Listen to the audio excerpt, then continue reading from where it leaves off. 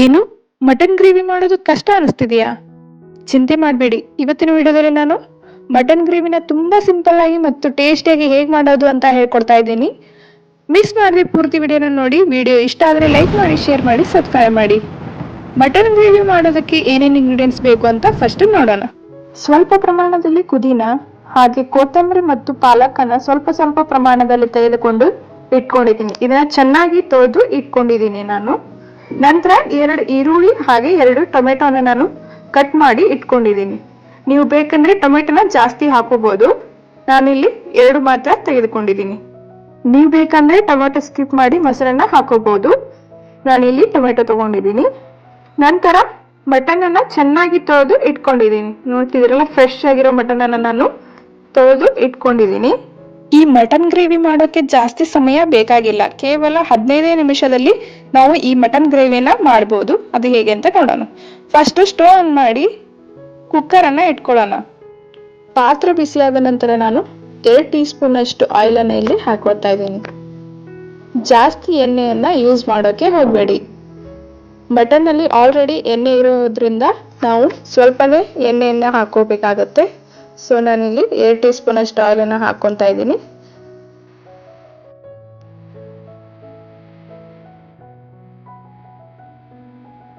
ಎಣ್ಣೆ ಚೆನ್ನಾಗಿ ಬಿಸಿ ಆಗಿದೆ.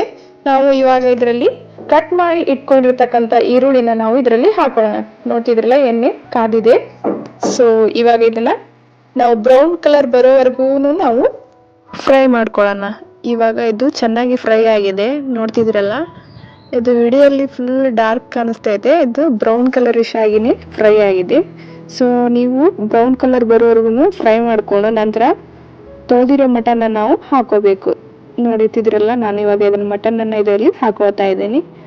ಸಂಪೂರ್ಣವಾಗಿ ನೀರನ್ನೆಲ್ಲ ತೆಗೆದು ನಾವು ಕೇವಲ ಮಟನ್ ಅನ್ನಷ್ಟೇ ಮಾತ್ರ ಹಾಕೋಬೇಕು. ನೋಡಿ, ಇವಾಗ ಚೆನ್ನಾಗಿ ಮಿಕ್ಸ್ ಮಾಡಿ ಮಟನ್ ಹಾಕೊಂಡು, ನೀವು ಬೇಕಂದ್ರೆ ಈರುಳ್ಳಿನ ಕಟ್ ಮಾಡದೆ ಡೈರೆಕ್ಟ್ ಆಗಿ ಪೇಸ್ಟ್ ಮಾಡಿ ಕೂಡ ನೀವು ಹಾಕೋಬಹುದು. ಸೊ ಯಾರೆಲ್ಲ ಟೈಮ್ ಇಲ್ಲ ನಮ್ಗೆ ಈರುಳ್ಳಿನ ಕಟ್ ಮಾಡೋಕೆ ಅಂತಿರಲ್ಲ, ಅವರು ಪೇಸ್ಟ್ ಮಾಡಿ ಹಾಕೋಬಹುದು. ಸಮಯ ಇದ್ರೆ ಕಟ್ ಮಾಡಿ ಹಾಕೊಳ್ಳಿ. ನಾನು ಕಟ್ ಮಾಡಿ ಹಾಕೊಂಡಿದ್ದೀನಿ. ಈ ಮಟನ್ ಗ್ರೇವಿ ಮಾಡೋಕೆ ಜಾಸ್ತಿ ಸಮಯ ಏನು ಬೇಕಾಗಿಲ್ಲ. ನೀವು ಕ್ವಿಕ್ ಆಗಿ ಫಟಾಫಟ್ ಅಂತ ರೆಡಿ ಮಾಡ್ಕೋಬಹುದು. ಇವಾಗ ನಾನು ಇದರಲ್ಲಿ ಪುದೀನವನ್ನ ಹಾಕೋತಾ ಇದ್ದೀನಿ. ಇದನ್ನ ಜಾಸ್ತಿ ಏನು ಹಾಕಬೇಕಾಗಿಲ್ಲ. ಸ್ವಲ್ಪ ಪ್ರಮಾಣದಲ್ಲಿ ನಾನು ಪುದೀನವನ್ನ ಹಾಕೋತಾ ಇದ್ದೀನಿ. ನೋಡ್ತಿದ್ದೀರಲ್ಲ, ಇದು ಸ್ಮೆಲ್ ಚೆನ್ನಾಗಿ ಬರುತ್ತೆ ಹಾಗೆ ಹೆಲ್ತ್ಗೆ ಕೂಡ ಒಳ್ಳೆಯದು. ನಂತರ ನಾನು 1 ಟೀ ಸ್ಪೂನ್ ಅಷ್ಟು ಸಾಲ್ಟ್ ಅನ್ನ ಇಲ್ಲಿ ಹಾಕೋತಾ ಇದ್ದೀನಿ. ನೀವು ರುಚಿಗೆ ತಕ್ಕಷ್ಟು ಸಾಲ್ಟ್ ಅನ್ನ ಆ್ಯಡ್ ಮಾಡ್ಕೊಳ್ಳಿ. ನಂತರ ನಾನು ಇದರಲ್ಲಿ 1 ಟೀ ಸ್ಪೂನ್ ಅಷ್ಟು ಅರಿಶಿನವನ್ನ ಹಾಕೋತಾ ಇದ್ದೀನಿ. ನೋಡ್ತಿದ್ದೀರಲ್ಲ, ಇದು ಇವಾಗ ಚೆನ್ನಾಗಿ ಕುದೀತಾ ಇದೆ. ಸೊ ಕಲರ್ ಕೂಡ ಸೂಪರ್ ಆಗಿ ಬಂದಿದೆ.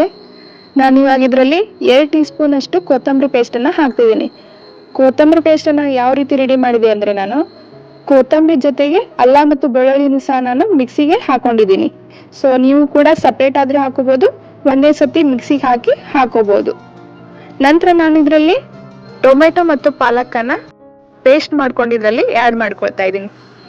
ಇವಾಗ ಇದನ್ನ ಚೆನ್ನಾಗಿ ಮಿಕ್ಸ್ ಮಾಡ್ಕೊಳ್ಳೋಣ. ನೋಡ್ತಿದ್ರಲ್ಲ, ಕಲರ್ ಎಷ್ಟು ಚೆನ್ನಾಗಿ ಬಂದಿದೆ ಅಂತ. ಸೊ ನೀವು ಕೂಡ ಇದೇ ರೀತಿ ಟ್ರೈ ಮಾಡಿ, ಮಿಸ್ ಮಾಡದೆ ಹೇಗಿದೆ ಅಂತ ಕಮೆಂಟಲ್ಲಿ ಮೆನ್ಷನ್ ಮಾಡಿ. ನೋಡಿ, ಇವಾಗ ಇದು ಕುದೀತಾ ಇದೆ.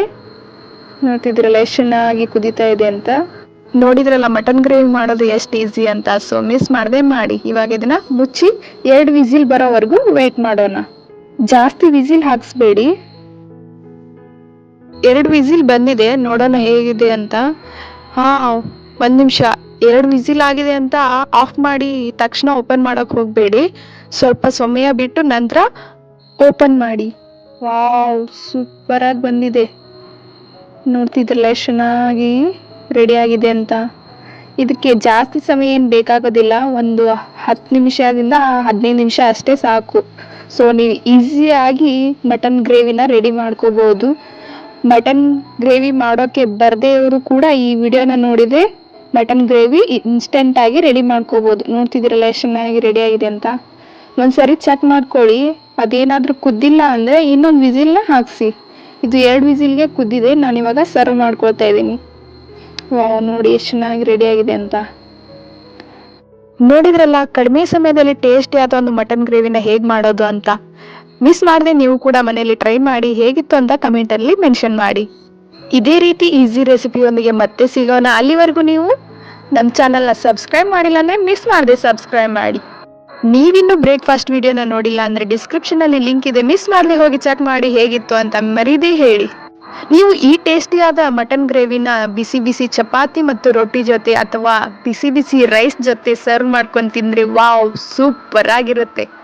ಸೊ ಮಿಸ್ ಮಾಡದೆ ಟ್ರೈ ಮಾಡಿ ಹೇಗಿತ್ತು ಅಂತ ಮರೀದೆ ಹೇಳಿ. Thank you so much.